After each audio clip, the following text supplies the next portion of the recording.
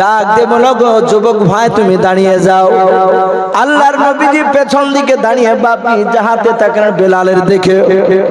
বেলাল খাজুর গাছের ছায়া থেকে বাপজি দৌড়ে এসে আল্লাহর নবীর গায়ে শুধু বাপজি একটি স্পর্শ করেছেন, হাতটা ঠেকিয়ে ঠেকেছেন, ঠেকে দিয়ে বলছেন ভাই তোমার এত সুন্দর চেহারা, তোমার নামটা কি বলো? বেলাল বলে গোটা শরীর খানা ক্লান্ত ছিল, চরম গরম লাগছিল, পেশানি দিয়ে ঘাম ঝরছিল, কপাল দিয়ে বাপজি ঘাম ঝরছিল। সঙ্গে সঙ্গে বেলাল বলে যাতে নবীজির শরীরে হাত দিলাও, গোটা দেহখানা ঠান্ডায় পরিণত হলো। বলুন সুবহানাল্লাহ।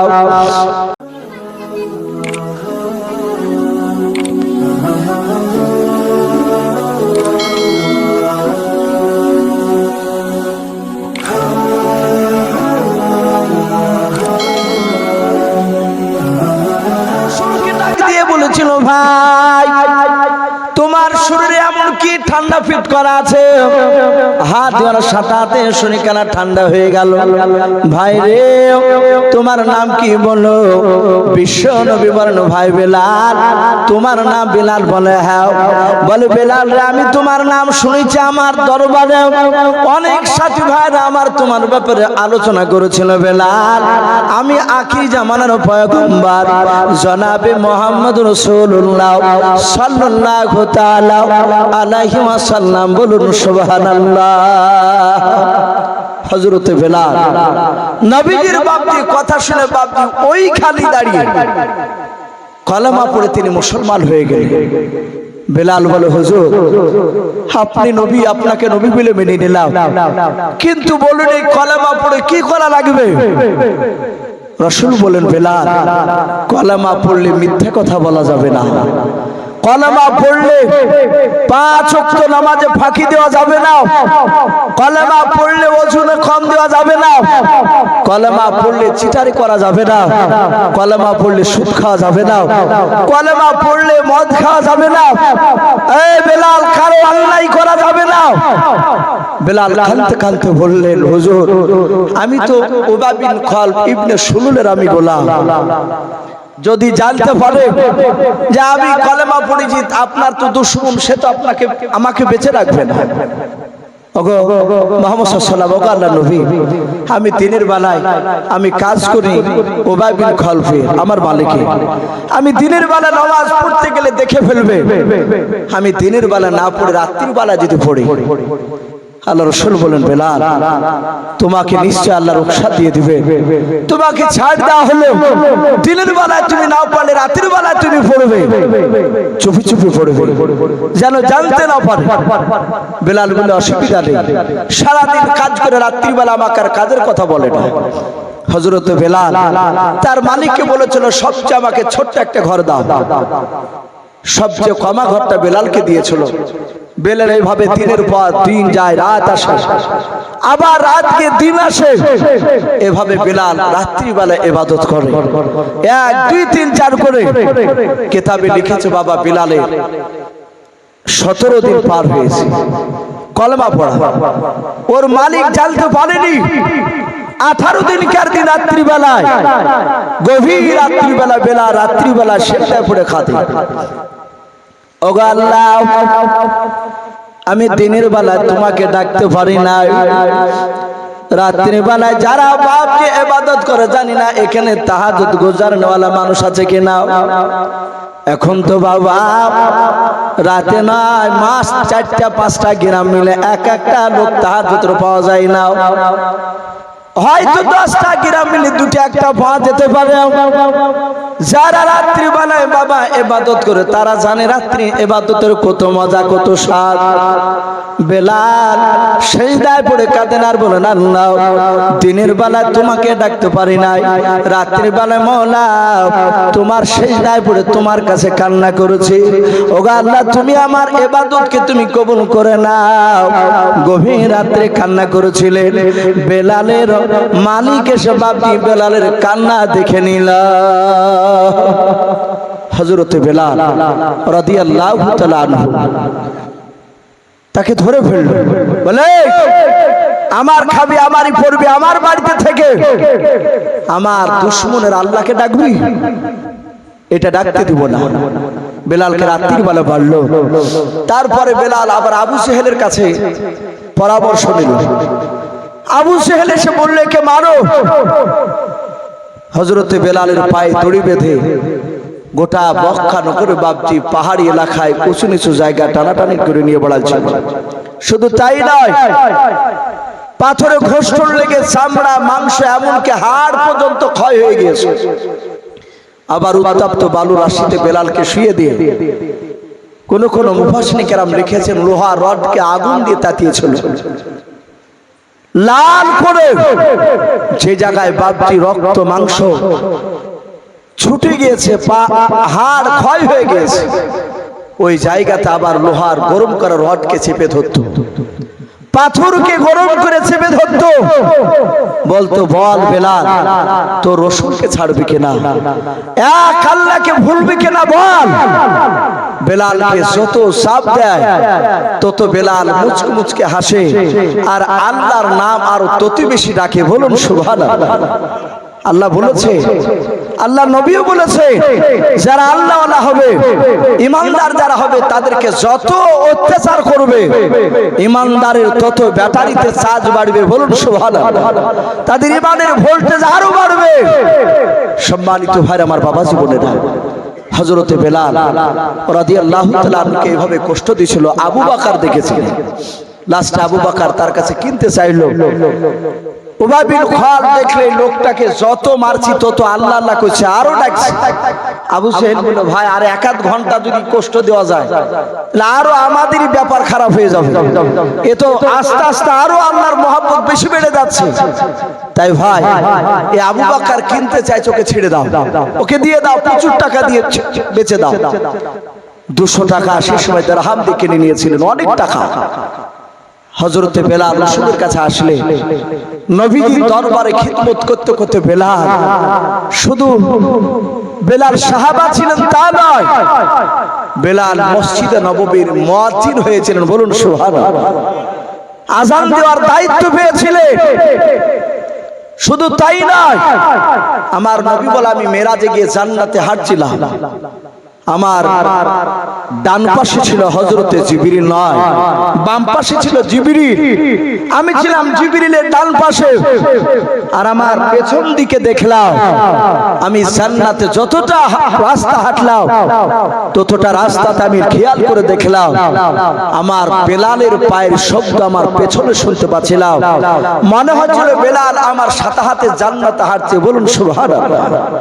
অনেক মানুষ আছে দেখে, কিছু মানুষ বয়স্ক লোক জুতে পাই দিয়ে হাঁটে, পা ছেঁচিড়ে হাঁটবে, জুতিয়ার মাঝখান টেপসা হয়ে যায়, আর পেছন দিক বাপজি খাড়া হয়ে যায়, আর জুতিয়া ফটাস ফটাস করে শব্দ হয়।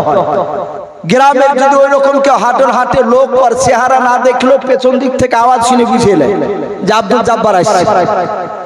আমার রাসূল এসে মিরাজ থেকে ফিরে এসে বলেন, বেলাল এমন কি আমল করে দুনিয়ায় যে আমলের জন্য তুমি জান্নাতে আমার সাথে হাঁটছিলে? বলুন সুবহানাল্লাহ। বেলাল বলে, হুজুর এমন কোন আমল করতে পারি নাই, একটাই আমল করি গোপনে। বলে কি?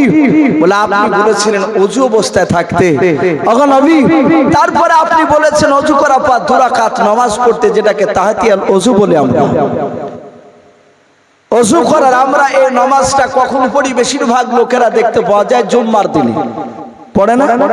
মসজিদে ঢুকে যাই, অনেকে 2 রাকাত দখলুল মসজিদ আর 2 রাকাত তাহিয়াতুল ওযুর নামাজ পড়ে, বাদ বাকি আর অন্য সময় পড়ি না। বেলাল বলছেন, হুজুর যখনই আমার ওযু ভেঙে যায়, রাতে দিনে 24 ঘন্টা যখনই ওযু ভেঙে যায় তখনই আমি ওযু করে সাথে হাতে আমি 2 রাকাত ওযুর নামাজ পড়ে নি। বলুন আলহামদুলিল্লাহ। নবী বলেন, বেলাল ওই নামাজটা খুব দামি নামাজ, ওই আমলের কারণে বেলাল তুমি আমার সঙ্গে জান্নাতে হাঁটছিলে। এই বেলালের দাঁত দেখেনি আল্লাহ, তার পা দেখেনি, তার দেখেছেন এই ভিতরটাই কল্পখানা, অন্তরখানা। তা আমি প্রতিটা বাপজি ভাইদেরকে বলবো, ভাই আমরা একটু দোয়া নিই, কথা ঠিক না বেঠি? অনেক জায়গায় মসজিদে আপনার ইমাম দোয়া করছে, মুসল্লি দোয়া করছে না। ওই মুসল্লি ভাই আমরা ঝামেলা করব না। সালাম নমাজ নিয়াত করলে নমাজ শুরু হয়ে গেল, সালাম ফিরলে নমাজ শেষ হয়ে গেল। তারপরে এই যে মোনাজাতটা সম্মিলিতভাবে আমি অনুরোধ করব, যারা করেন না আমি তাদেরকে বলবো, ভাই আপনারা ইমামকে অপমান করবেন না। দেখেছি অনেক মানুষ যারা কোরআন পড়া জানে না, দোয়া করছে না, বেশিরভাগ তারা কোরআনকে সঠিকভাবে পড়তে জানে না। তারা হয়তো বাংলায় কিংবা ইউটিউবে কিছু বক্তার বক্তব্য শুনে তারা বলছে যে মৌলভী সাহেব কিছু জানে না। আমি অনুরোধ করব, ভাই আপনি বলবেন না, কারণ আপনার ইমাম, আপনি মোনাজাত করবেন, আপনি চুপ করে বসে তাসবিহ তাহলিল পড়ো। আর যারা মোনাজাত করছেন আমি তাদেরকে বলবো, ভাই বাপ যারা মোনাজাত করছে না তাদেরকে আপনি আঘাত দিয়ে কথা বলেন না, তাদেরকে মসজিদ থেকে বেরিয়ে যান, এরকম কথা বলবেন না। আজ দুনিয়ার পরিস্থিতি বাপজি খুব ভালো নেই, আজ দুনিয়ার পরিস্থিতি ভালো নেই। গোটা পৃথিবীর মুসলমানের বাপজি দেওয়ালে পিঠ থেকে গিয়েছে। আমি প্রথমেই বলেছি এক শ্রেণীর মানুষেরা তারা পৃথিবীর বুকে বাপজি তারা চক্রান্ত চালাচ্ছে। দুনিয়ার বুক থেকে মুসলমানকে নিধন করা যায় কি করে? কথা ঠিক না আপনি বলে? কি করে মুসলমানকে শেষ করা যায়? আজ লক্ষ্য করে দেখেন, ফিলিস্তিনকে আমরা অনেকেই ভুলে যাচ্ছি।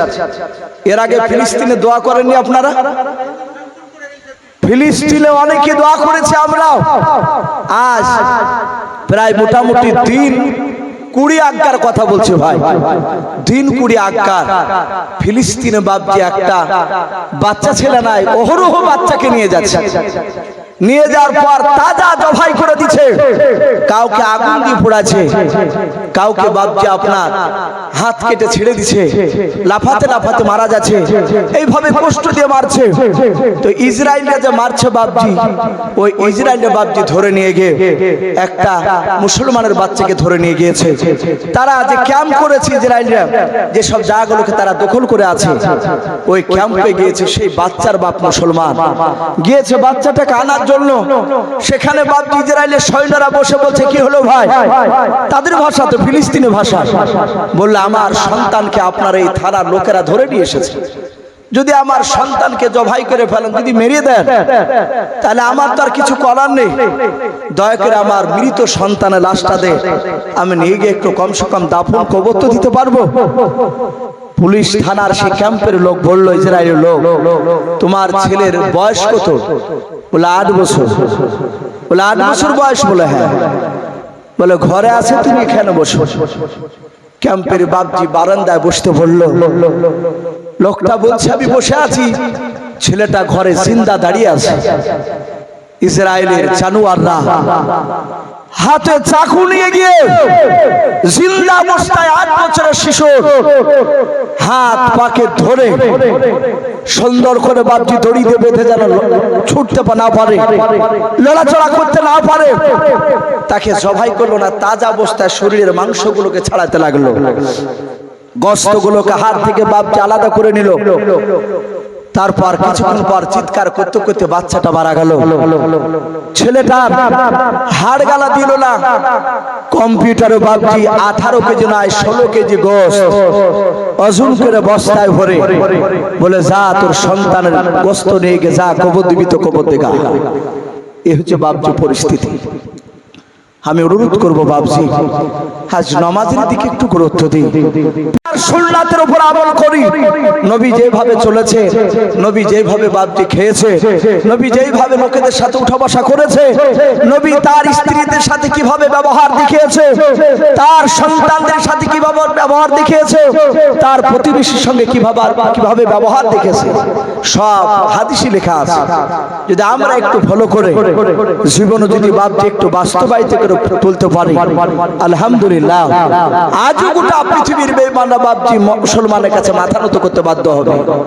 কিন্তু আমরা ইবাদত করি না, নামাজ। এখন 2 বছর থেকে কিছু যুবক ছেলেরা নামাজ পড়ছে, বয়স্ক তুলনামূলক। বাদ বাকি অনেকে নামাজ পড়ি নাই। তা আমি অনুরোধ করবো বাবজি, 5 ওয়াক্ত নামাজ পড়ি। নামাজ এমন একটা গুরুত্ব, নামাজ এমন একটা নামাজ, আল্লাহ রাসূল বলেছেন নামাজ বিহীন কোন মানুষ জান্নাত যেতে পারবে না। বলুন সুবহানাল্লাহ। ইমাম সাহেব আছে তো নাকি? তো ভাই, তো যাই হোক, আমরা এখানে অনেকে আছি, রাত্রি প্রায় 11টা বাজে 15 পার হতে চললো। আমি সকলকে বলবো বাবজি, এই দোয়ার একটা উদ্দেশ্য জালসা, সেটা হচ্ছে কিছু আল্লাহ ভোলা মানুষেরা, মসজিদ ভোলা মানুষেরা তারা যেন মসজিদকে চিনতে পারে, আল্লাহ ভোলা মানুষেরা তারা যেন আল্লাহকে চিনতে পারে, তারা যেন নামাজ যারা পড়ে না তারা যেন নামাজ যেন পড়তে পারে।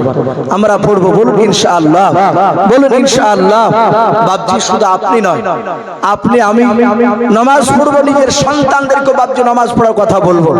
তা আমি বলছিলাম, আমরা ও বেরেলি দেবন্দি, আমরা হাত নাভির উপর হাত বাঁধা, নাভি নিচে হাত বাঁধা, হাত তুলে মোনাজাত করা না করা, এই নিয়ে বাবজি আমরা আর গন্ডগোল করতে যাব না, এই নিয়ে আমরা তর্ক করতে যাব না। যেই এই ধরনের বাবজি তর্কমূলক কথা বলতে আসবে তাকে বলবেন ভাই এই বিষয়টা চাপা দিয়ে আপনি নরমাল কথা বলুন, কিভাবে রাসূলুল্লাহর সুন্নাতকে মানা যায়। আপনি নামাজ কি করে মানুষ পড়বে তাই বলুন। কারণ ভাই আজ পৃথিবীতে বাবজি আমরা সত্যি কণ্ঠাসা হতে চলেছি। আমরা সবাই যদি এক কলেমাওয়ালা হয়ে যায়, সে নাভির উপর হাত বাঁধুকা, নাভির নিচে হাত বাঁধুকা, আমাদের কোরআনের বিরুদ্ধে, নবীর বিরুদ্ধে কথা বলে আমরা সবাই যদি এক হয়ে যায়, আমাদের উপর আর আঙুল তুলে কথা বলতে পারবে না কেউ। কিন্তু ভাই কিছু এক শ্রেণীর অমুসলিমরা তারাও বাবজি কোরআনের যারা দুশমন, মুসলমানের যারা দুশমন, তারা জানতে পেরেছে মুসলমানের মধ্যে মেল নাই, ওদের মধ্যে ঐক্য নেই, ওদের মধ্যে মারামারি, মসজিদ ভাগাভাগি।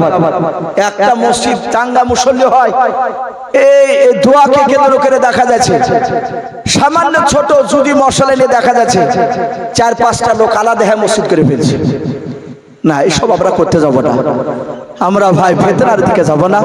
আমরা সবাই আমরা মুসলমান, বলুন ইনশাআল্লাহ, বলুন আমরা মুসলমান, সবাই মুসলমান, আমরা কলেমা পড়া মুসলমান। তাই প্রতিটা বাবজি ভাইকে বলবো, বাবজি আমরা অনেকে চলে যাচ্ছি, আমরা একটু বসে যাই।